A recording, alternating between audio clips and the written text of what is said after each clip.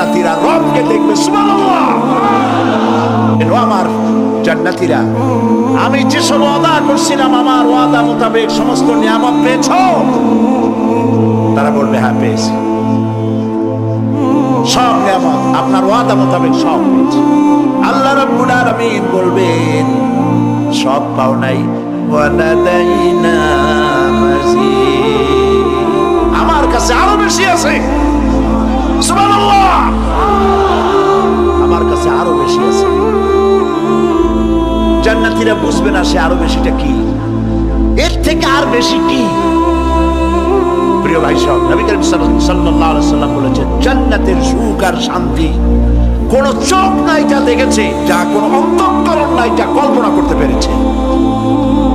এই জান্নাত মুত্তাকিদের জন্য আল্লাহ রাখছেন। সুবহানাল্লাহ। জান্নাতীরা ভাবতেও পারবে না সেই নিয়ামতগুলি কি। প্রিয় ভাই সব,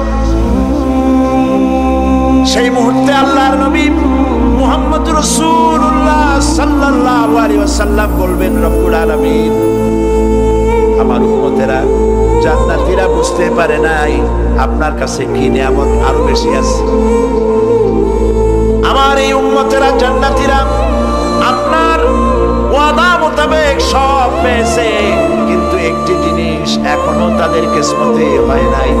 সেই জিনিসটা হলো যারা তার রবকে না দেখে শুধু কোরআন আর হাদিসের কথা শুনে আরবের ঘুম হারাম করে তাহাজ্জুদের নামাজ আদায় করেছিল, চোখের পানি বেরিয়েছিল।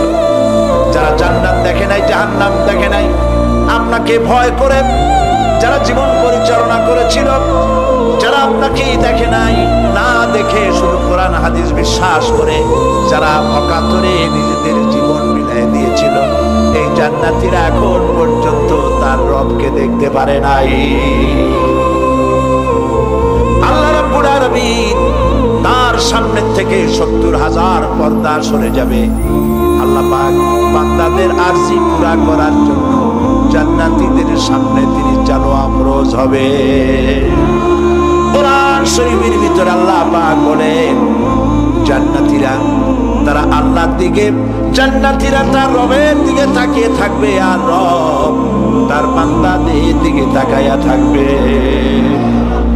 প্রাণ ভরে জান্নাতীরা রবকে দেখবে। সুবহানাল্লাহ। আল্লাহ পাককে দেখবে। প্রাণ খুলে আজ দোয়া করি রব্বুল আলামিন জান্নাতের যেই পরিবেশে, যেই জায়গায় তুমি দয়া করে তোমার গোলামদেরকে তুমি নিজেই দর্শন দিবে, দেখা দিবে। মনিব গো, ও আমাদের রব, আজ এই বিশাল জনসমুদ্র নিয়ে তোমার দরবারে আবেগ ভরা কণ্ঠে বলি, যে অনুষ্ঠানটি তুমি এমন মুবারক অনুষ্ঠান করবে যেখানে তুমি জান্নাতীদেরকে দেখা দিবে, ওই জান্নাতের কোনো একটি, ওই অনুষ্ঠানের কোনো একটি কোনায় কানায় আমাদেরকেও দাঁড় করাইয়া দেখার তো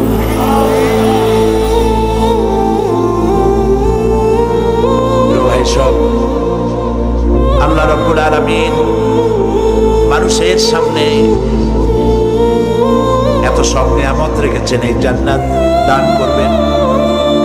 এরপরে আল্লাহ রাব্বুল আলামিন কোরআনে কারীমের মধ্যে বলেছেন রব্বিস সামাওয়াতি ওয়াল আরদি ওয়া মা বাইনাহুমার রাহমানি লা ইয়ামলিকুনা সব পুরস্কার রয়েছে তোমাদের সেই রবের পক্ষ থেকে যিনি আকাশ আর জমিনের মালিক। সুবহানাল্লাহ বলবেন না? যার সামনে কথা বলার ক্ষমতা কারো হবে না।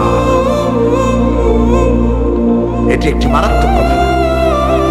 কিয়ামতের দিন আল্লাহর দরবারে কেউ কথা বলতে পারবে না আল্লাহর নির্দেশ ছাড়া।